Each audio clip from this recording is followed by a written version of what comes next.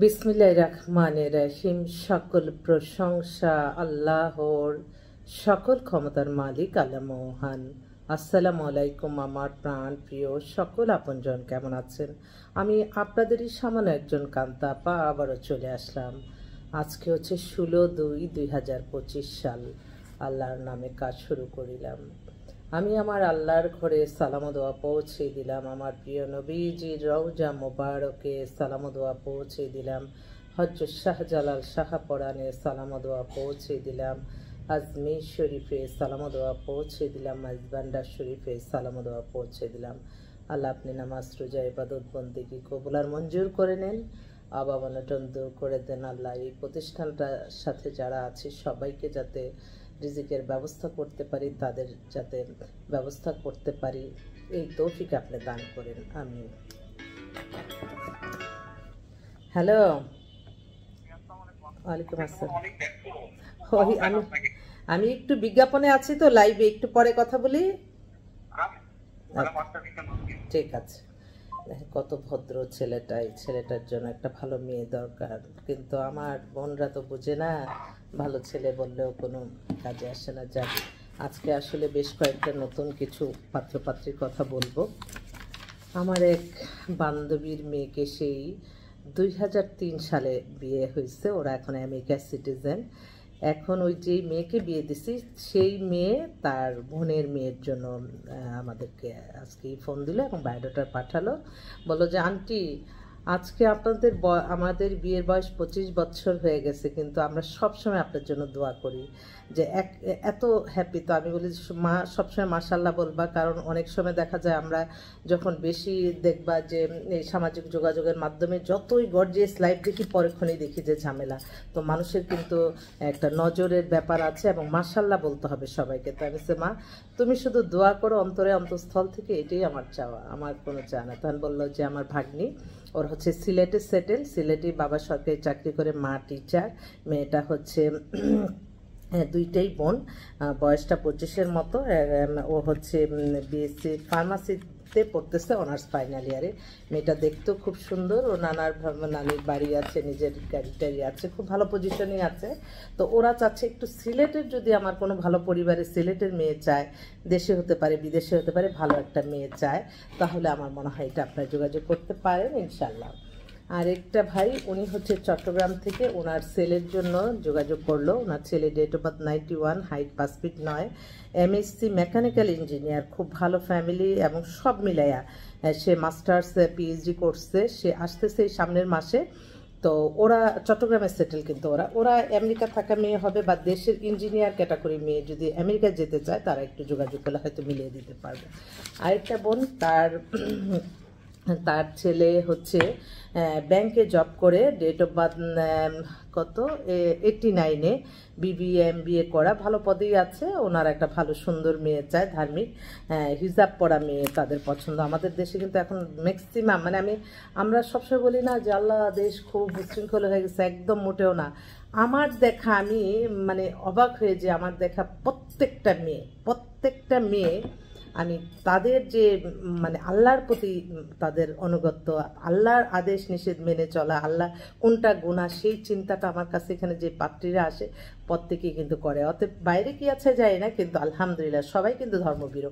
শুধু আমি হিজাব পড়লাম এটা না, সব কিছু মিলে আপনার মনের পশুত্ব তো দূর করতে হবে, হিংসা অহংকার এগুলি থেকে আপনি বিরত থাকতে হবে। আপনি পবিত্র থাকবেন, আপনি শুধু কাপড় পরেই আমরা বোরকা পরলেই মনে করি যে না, ভিতরে যেই জিনিসটা ভিতরে, সেই জিনিসটাও কিন্তু আমাদের আল্লাহর সন্তুষ্টি লাভের আশায় কাজ করতে হবে। এবং আমি প্রত্যেকটা সময় আমি বলি যে আল্লাহ এত ভালো ভালো মেয়েগুলি আল্লাহ যেই সংসারে যাবে, তারা অন্তত সারা জীবন আমার দোয়া করবে, এটা আমি সবসময় বিশ্বাস করি এবং এটা প্রতিদিনই আমার এরকম হয়। তো এই ছেলেটাও খুবই ভদ্র ফ্যামিলি, ওর মা যোগাযোগ করেছে, বললো যে আমাদের জন্য একটা ভালো মেয়ে দেন। এটা আরেকটা বোন, সে হচ্ছে ডাক্তার, ওর date of birth 93, height 5 feet 5, একটু স্বাস্থ্য ভালো। ও তো মানে পড়ালেখা কমপ্লিট করে ফেলছে, ও এখন জব করতেছে, ডাক্তার, অবিবাহিত, দেখতেও সুন্দর, সব মিলে ওর জন্য একটা ভালো ছেলে চাচ্ছে, ডাক্তার ইঞ্জিনিয়ার এভারেজে যেটা হয়। এছাড়াও আরও কয়েকটা ডাক্তার মেয়ে বেশ কয়েকটা আসছে। আরেকটা মেয়ে doctor, 95 date of birth, 5 feet 2 লম্বা, দেশে বাড়ি ওদের চাঁদপুর, ঢাকাতেই settle, MBBS, Bangladesh medical job করতেছে, FCPS পার্টও করবে সে, মানে কেরিয়ার বেস। ডাক্তার মেয়েরা তো সাধারণত যারাই নেবেন তারা অবশ্যই মেন্টালিটি স্যাটিসফাই রাখবেন যে ডাক্তার মেয়ে তাদের ডিউটি থাকবে রাত বিরাতে, তাদের যেতে হবে। তারা আসলেই ডাক্তারদের অনেক ত্যাগ তিতিক্ষা, সমাজের জন্য তাদের যে দায়বদ্ধতা অন্য কোনো পেশায় কিন্তু নাই। তারা কিন্তু দিন রাত যে কোনো মুহূর্তে রুগী আসলে তাদের চিকিৎসা করতে, তাদের ডাক্তারদের বেশি সম্মান জানাতে হবে। আর যে অবস্থা হঠাৎ করে যদি দেশে কোনো দুর্যোগ হয় সেটা কিন্তু ডাক্তাররাই কিন্তু সব কিছু করে। আমরা করোনা কালের থেকে কিন্তু আমরা অনেকে শিক্ষা নেই কিন্তু বাট হায়াত মত আল্লাহর হাতে। আমি মনে করি কোনো ডাক্তারই ইচ্ছাভাবে কোনো রোগীকে ক্ষতি করে না। তাই কোনো কিছু হঠাৎ করে হয়ে গেলে যে আরেকটা ডাক্তারদের দোষ বা ডাক্তারদের নিয়ে আন্দোলন করা, এগুলি খুবই সমাজে। আমি এখন এই মানে এখন দেখতেছি আপনি আমাদের দেশটাতে যদি স্বাস্থ্য খাতটা, স্বাস্থ্য ব্যবস্থাটা যদি আমরা সমস্ত কিছু থেকে বেশি গুরুত্ব দিয়ে এটা একটুখানি হয়তো মানুষের কাছে সহজলভ্য হয়, তাহলে মনে হয় সাধারণ মানুষগুলি অনেক উপকৃত হবে। কারণ সবারই, আমি তো আমার অনেক সমস্যা, আমি আল্লাহ ডাক্তারের কাছে গেলেই তো এত টাকা লাগবে, কীভাবে কী করবো, সেজন্য আল্লাহর কাছে সবসময় কাটাকাটি, আল্লাহ আপনি সুস্থ রাখেন, ভালো রাখেন। সুস্থতার চেয়ে বড় দোয়া আর কিছু নাই। আমি তো প্রতিটা সময়, প্রতিটা ক্ষণ, প্রতিটা মুহূর্তে আমি আল্লাহর কাছে লজ্জিত, আমি লজ্জিত, আমি লজ্জিত। আমি কৃতজ্ঞতা প্রকাশ করছি আপনাদের প্রতি, নিঃস্ব হাতেই আপনাদের কাছে আসি।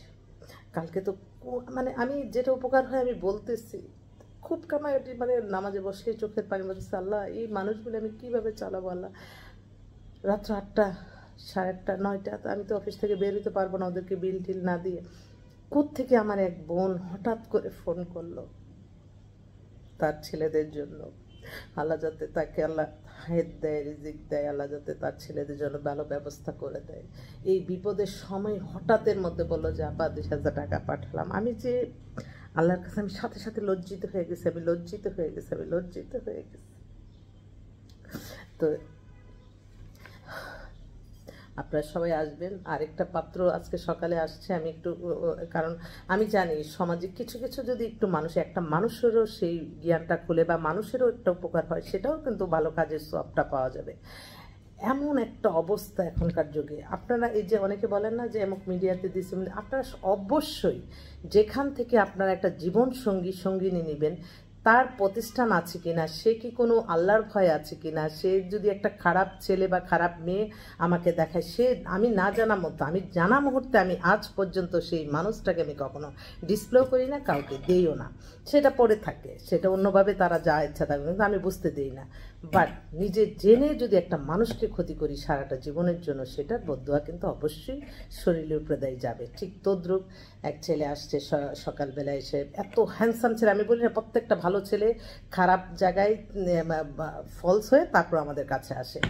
ছেলেটা, আমি বললাম যে তুমি কিভাবে তোমার এই ক্ষতিটা করলা? বললো যে আপু আসলে আপনি তো অনেক ভালো ভালো মেয়ে দেখাইছেন, আমি হঠাৎের মধ্যে একটা মেয়ে পাইছি। কিভাবে? কয় ফেসবুকে পাইছি, একটা যে কোনো একটা মিডিয়ার মাধ্যমে ফেসবুকে পাইছি, পাইয়া তার সাথে যোগাযোগ করে আমরা সময় নেই আমাদের 30 লাখ টাকার মতো আমাদের কাবিন দিল। যেখানেই আমি একটা, আমার বোনরা রাখবো না, যখনই দেখবে যে কাবিনটা বেশি চাচ্ছে সেখানে কিন্তু সমস্যা হওয়ার সম্ভাবনা থাকে। কেন 30 লাখ টাকা কেন কাবিন নিবে? বিয়ে হবে দুজনের মধ্যে, একটা সামঞ্জস্য রাখতে হবে, ছেলের ইনকামের উপরে। আমি দেখা যায় যে এখন সেই 30 লাখ টাকা দিয়ে তাকে ছাড়তে হয়েছে। মানে এই যে ফোন আসতেছে, তো এই যে মানুষের সমস্যাগুলি, অবশ্যই এই জিনিসটা আমি বলবো, যারা আত্মীয়তা করতে চান আপনারা মাত্রা অতিরিক্ত কখনো কোনো কাবিন দিয়ে কোনো কাজ করবে না। কারণ কাবিন বেশি যারা নেয়, আমি সেইগুলি দেখলাম যে একটু ঝামেলা, আমি অবাক হয়ে যাই। মানে যারা সত্যিকারের যে সংসার করবে তাদের এত কাবিনের দরকার কি? আমরা তো তার সাথেই থাকবো, তার সাথে আমাদের জীবন মান, এত কিছুর দরকার কি? সেটা অনেক সময় প্রশ্ন করি আর কি। আমি জাস্ট বললাম। ও আচ্ছা, তো এত আপনারা আসবেন, আমাদের অফিস খোলাই আছে, আপনাদের দোয়ার ভালোবাসা চাই, আপনারা আমাদের পাশে থাকবেন, একটু সাহায্য সহযোগিতা করবেন। আল্লাহর নামে কাজ শুরু করলাম, আল্লাহ যাতে সকল কাজের সফলতা দান করেন। আমি